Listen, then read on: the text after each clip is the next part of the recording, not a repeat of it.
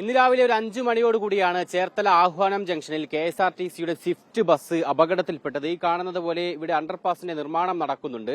ആ നിർമ്മാണം നടക്കുന്ന ഭാഗത്തേക്ക് ബസ് വന്നിടിച്ചു കയറുകയായിരുന്നു. അതായത് കോയമ്പത്തൂരിൽ നിന്ന് തിരുവനന്തപുരത്തേക്കുള്ള ബസ്സാണ് ഇത്തരത്തിൽ അപകടത്തിൽപ്പെട്ടത്. ബസിന്റെ മുൻഭാഗം ഈ കാണുന്നത് പോലെ ഈ അണ്ടർപാസിനായി നിർമ്മിച്ച കമ്പിയിലേക്ക് പൂർണ്ണമായും ഇടിച്ച് നിൽക്കുകയാണ്. ഇതിന്റെ മുൻഭാഗമടക്കം വലിയ ആഘാതത്തിൽ ഇടിച്ചിട്ടുണ്ട്. അതുകൊണ്ട് തന്നെ ഡ്രൈവർ അടക്കം മുൻവശത്തുണ്ടായിരുന്ന ഡ്രൈവർക്കും കണ്ടക്ടർക്കും അടക്കം 9 പേർക്കാണ് ഗുരുതരമായി പരിക്കേറ്റത്. ഒപ്പം ബസ്സിലുണ്ടായിരുന്ന 28 പേർക്കും പരിക്കുണ്ട്. ഇതിൽ ഏറ്റവും കൂടുതൽ ഗുരുതരമായി പരിക്കേറ്റത് ഈ 9 പേർക്കാണ്. അതിൽ ഡ്രൈവറുടെയും കണ്ടക്ടറുടെയും നില ഗുരുതരമാണ് എന്നുള്ളതാണ് നമുക്ക് ലഭിക്കുന്ന വിവരം. എന്തായാലും ഇവരെയൊക്കെ തന്നെ ഇപ്പോൾ വണ്ടാനം മെഡിക്കൽ കോളേജ് ആശുപത്രിയിലേക്ക് മാറ്റിയിട്ടുണ്ട്. കൂടുതലും ബസ്സിന്റെ സീറ്റിന് തലയിടിച്ചും മറ്റും അങ്ങനെ ആ രീതിയിൽ കഴുത്തിനടക്കമാണ് കൂടുതൽ ആളുകൾക്കും പരിക്കേറ്റുള്ളത്. ഇവരെയൊക്കെ തന്നെ സമീപത്തെ ആശുപത്രിയിലേക്കും വണ്ടാനം മെഡിക്കൽ കോളേജിലേക്കും മാറ്റിയിട്ടുണ്ട്. ഈ അപകടം ഉണ്ടാകുന്നത് എങ്ങനെയാണ്? തൊട്ടുപുറം ദേശീയപാതയാണ്. ഈ ദേശീയപാത വഴിയാണ് ബസ് വരുന്നത്. അങ്ങനെ വരുന്ന സമയത്ത് നേരെ, അതായത് ഈ ചേർത്തല ഭാഗത്ത് നിന്ന് ബസ് ഇങ്ങനെ ഈ നേരെ വരുന്ന സമയത്ത് ഇവിടെ നിന്നൊരു ഡിവൈഡറാണ്. അതായത് ഇവിടെ നിന്ന് വാഹനം വളഞ്ഞ് അതുവഴിയാണ് കടന്നു പോകുന്നത്. കാരണം നിലവിൽ ഇപ്പോൾ നിർമ്മാണം നടക്കുന്നത് കൊണ്ട് തന്നെ ഇതുവഴിയാണ് വാഹനങ്ങൾക്ക്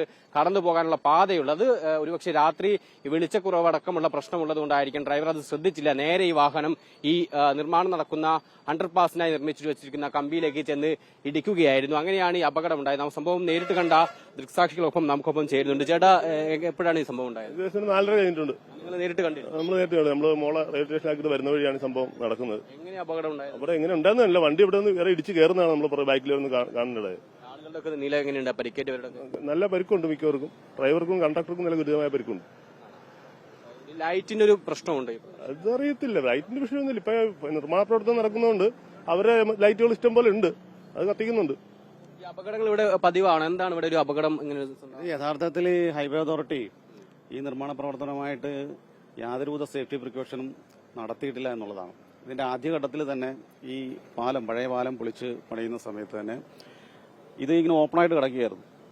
അന്ന് ഞങ്ങളുടെ എല്ലാം ആശങ്ക ഈ തോട്ടിലേക്ക് വാഹനം പലതും വീഴുമെന്നുള്ളൊരു ആശങ്കയായിരുന്നു. പിന്നെ ഞങ്ങളുടെ എല്ലാ ഇടപെടലിന്റെ ഭാഗമായിട്ടാണ് ഇവിടെ ലൈറ്റിനിങ് സംവിധാനം അടക്കം വെച്ചത്.